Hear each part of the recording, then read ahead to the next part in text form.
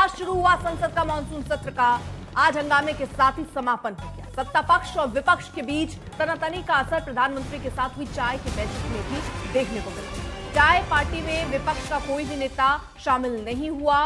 बैठक में एनडीए के नेता मौजूद थे। बैठक के दौरान प्रधानमंत्री ने कहा कि यह सत्र अच्छा रहा क्योंकि महत्वपूर्ण विधेयक पारित हुए।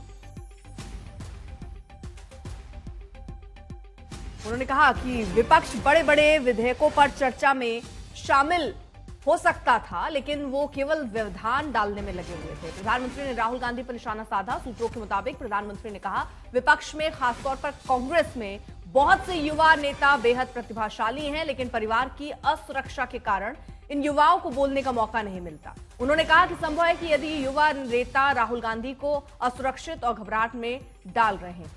हिमांशु हमारे साथ हमारे सहयोगी इस वक्त जुड़ चुके हैं। हिमांशु, हमने शुरुआत से आखिर तक हंगामा ही हंगामा देखा और प्रधानमंत्री ने चाय पार्टी में इसका जिक्र भी किया जब विपक्ष नहीं पहुंचा।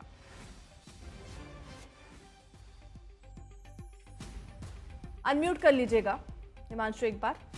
जी देखिए, प्रधानमंत्री नरेंद्र मोदी ने चाय पार्टी के अंदर ये भी कहा जब स्पीकर के साथ सदन की जो संसद की कार्रवाई है वो जब सनडाई हुई, उसके बाद जो चाय पार्टी होती है उसमें प्रधानमंत्री नरेंद्र मोदी ने शिरकत किया। विपक्ष की तरफ से भी कई लोगों ने किया, लेकिन कांग्रेस की तरफ से कोई जो है वो वहां नहीं पहुंचा, कोई भी नेता। राहुल गांधी अमूमन पहुंचते थे क्योंकि वो लीडर ऑफ हाउस है, लीडर ऑफ अपोजिशन है। तो ऐसे में जब ये बात चली कि ये सदन में बहुत अच्छा रहा और प्रधानमंत्री ने कहा गेमिंग ऑनलाइन बिल को जो दोनों ही सदनों से जो है वो मंजूरी मिली है, उसके बाद ये कह सकते हैं कि एक अच्छा विधेयक जो पारित हुआ है। और उसके साथ साथ प्रधानमंत्री नरेंद्र मोदी ने ये भी कहा कि अच्छा रहता विपक्ष इन जो बिल पास हुए हैं उनमें चर्चाओं में शामिल रहते, लेकिन ऐसा नहीं हो पाया। उसका एक बड़ा कारण उन्होंने बताया कि बहुत से युवा हैं जो अपनी बात को बहुत अच्छे तरीके से रखते हैं और जोरदार तरीके से रख सकते हैं, लेकिन एक परिवार के दबाव में है वो ये नहीं रख पाए क्योंकि हो हंगामा जो है वो होता रहा। और उसके साथ साथ उन्होंने ये भी कहा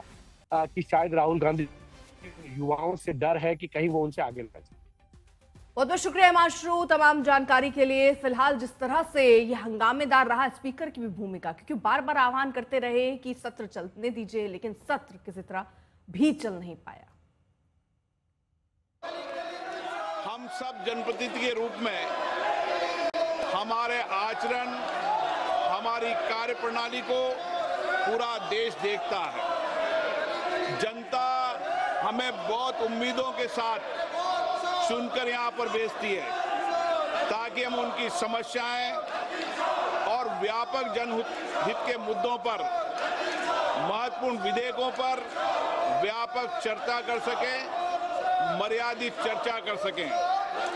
लेकिन पिछले कुछ दिनों से मैं देख रहा हूं कि सदन में सार्थक मर्यादा परंपराओं के अनुरूप चर्चा नहीं हो रही।